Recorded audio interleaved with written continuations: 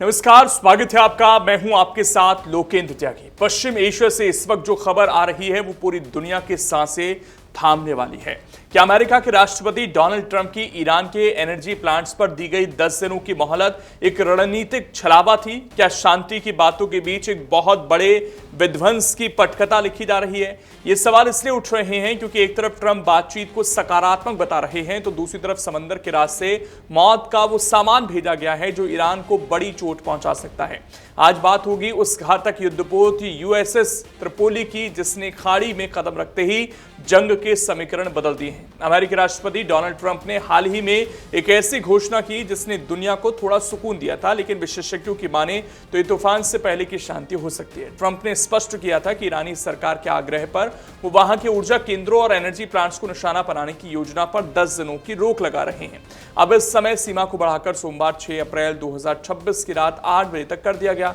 Trump का कहना है कि फेक न्यूज मीडिया चाहे जो दावे करे, लेकिन पर्दे के पीछे ईरान के साथ चर्चा बहुत ही सकारात्मक दिशा में आगे बढ़ रही है। मगर सवाल वही, अगर चर्चा सकारात्मक है तो फिर खाड़ी में अमेरिकी नौसेना के सबसे आधुनिक और घातक हथियारों की नुमाइश क्यों की जा रही है? ईरान के साथ जारी इस भीषण टकराव के बीच अमेरिकी सेंट्रल कमांड ने पुष्टि कर दी है कि उनका आधुनिक युद्धपोत यूएसएस त्रिपोली अपने निर्धारित ऑपरेशनल जोन में पहुंच चुका है। ये कोई साधारण जहाज नहीं है, बल्कि इसे फ्लोटिंग एयरबेस कहा जाता है। इस विशालकाय युद्धपोत पर लगभग 3500 मरीन सैनिक सवार हैं जो किसी भी वक्त बड़ी कार्रवाई के लिए तैयार हैं।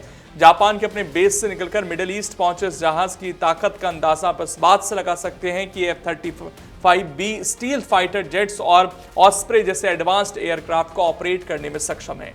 इसके साथ ही यूएसएस बॉक्सर और सैन डिएगो से आ रही अन्य नौसेना इकाइयां भी इस घेराबंदी को और कड़ा करने वाली हैं। ट्रंप की ये तैयारियां ऐसे ही नहीं हैं।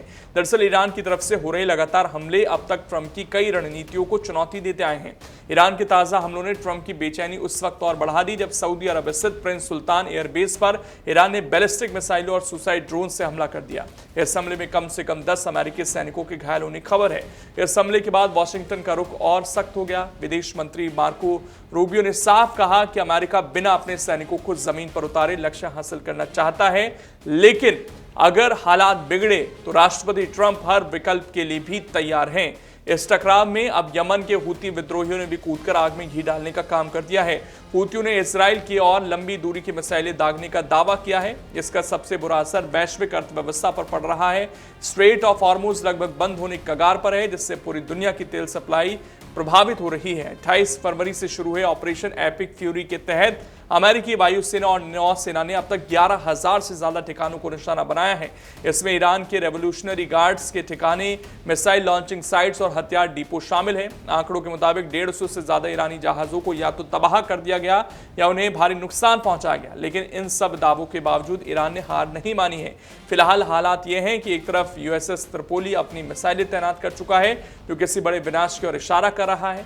ऐसे में सवाल ये क्या 6 अप्रैल की रात 8 बजे के बाद खाड़ी में शांति होगी या फिर एक ऐसा धमाका जिसकी गूंज दशकों तक सुनाई देगी? दुनिया की नजरें अब व्हाइट हाउस और तेहरान के अगले कदम पर टिकी हैं। अगर आप ये वीडियो YouTube पर देख रहे हैं तो हमारे चैनल को सब्सक्राइब कर बेल आइकन दबाएं और Facebook पर देख रहे हैं तो हमारे पेज को लाइक करें।